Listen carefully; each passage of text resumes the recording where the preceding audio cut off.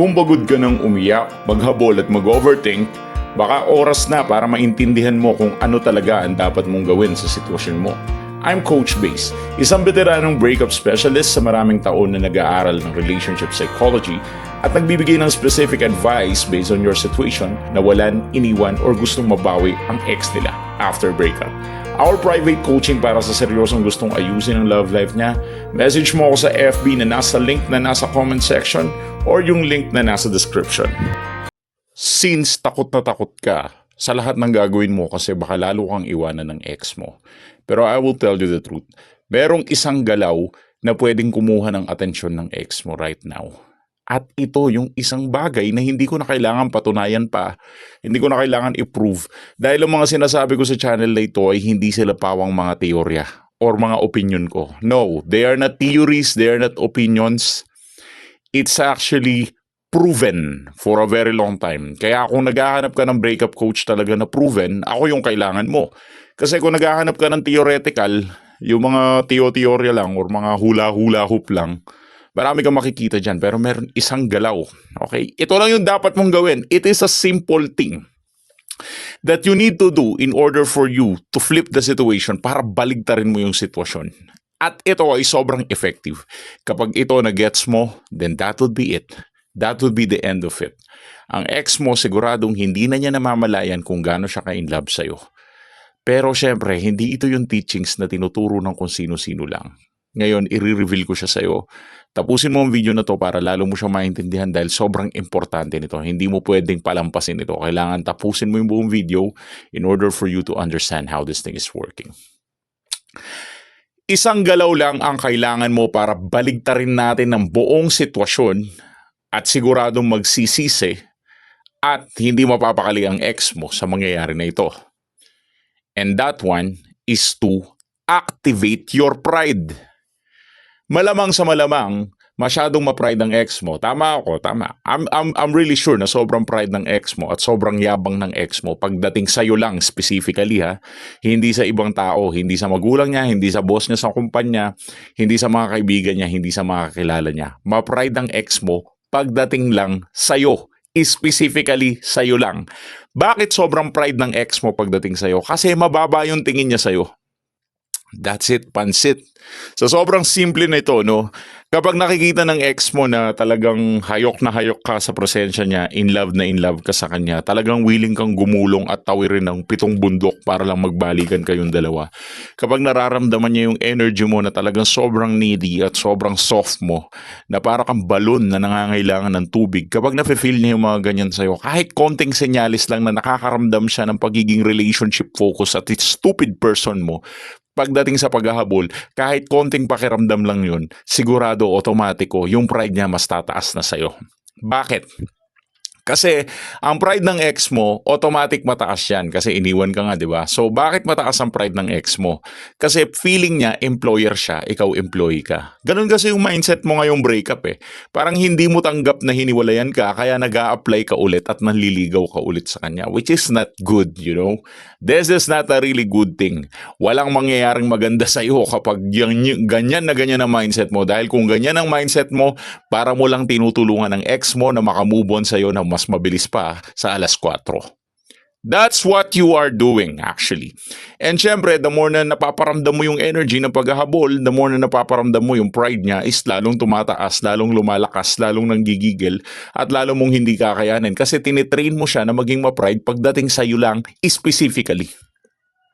So babae ka man o lalaki ka, kapag finid mo ang pride ng partner mo, talagang kawawa ka.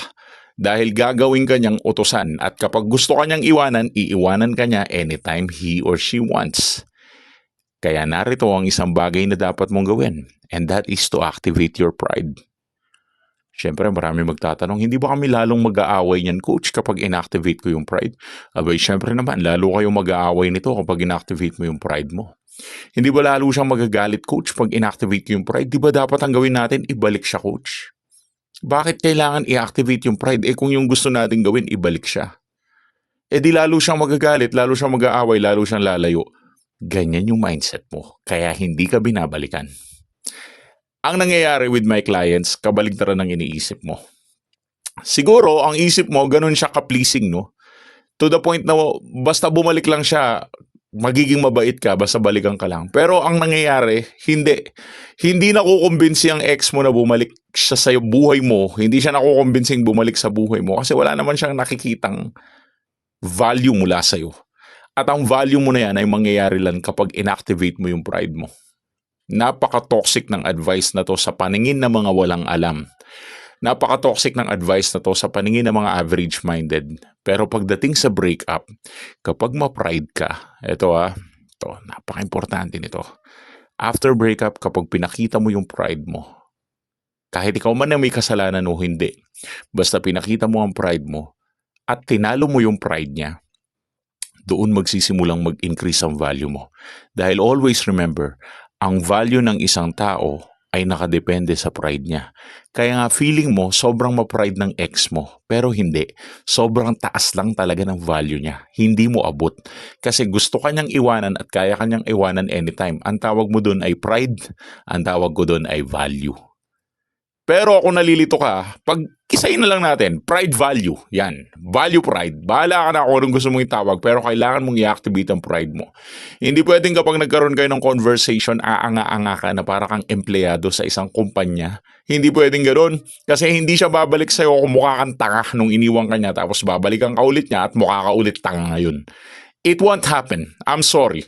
Pero kung ganyan yung isip mo, wala namang problema. Siyempre, hindi ko naman ipipilit yung advice ko sa'yo. Siyempre, malaya ka mag-isip kung anong gusto mong gawin.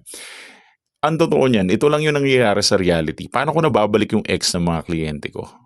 Pinapa-activate ko yung pride nila sa una.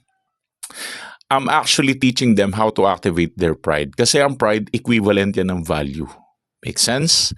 Ang pride, equivalent yan ng value. Kung gusto mo tumaas ang value mo, i-activate mo muna yung pride mo. Ito yung tipong kapag nag-usap kayo, dapat mas malakas ka, kaya mo siyang lamunin, kaya mo siyang kainin ng buo.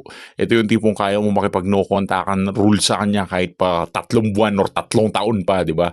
Kahit pa 13 years pa, kaya mong ino contact yung tao.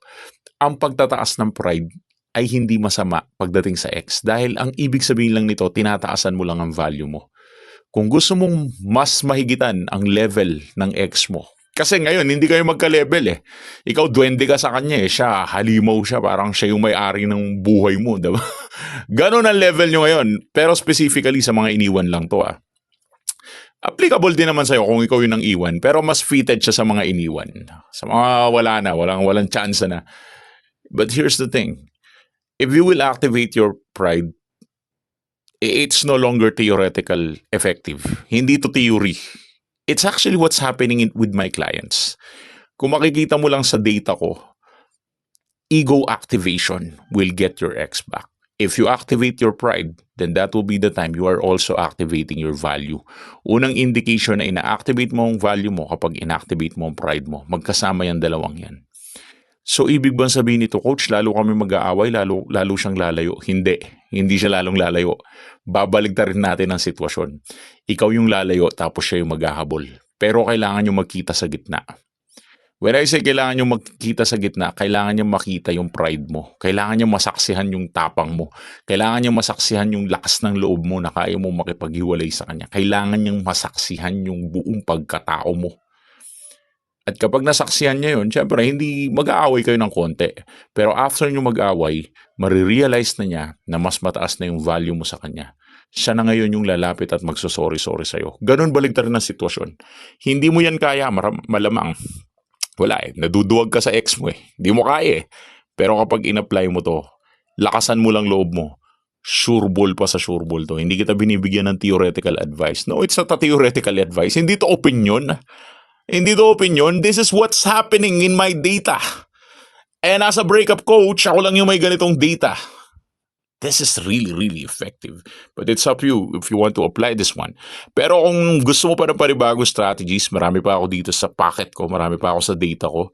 Give us a message sa Philippine Dating Coach for one-on-one coaching. Thanks for watching.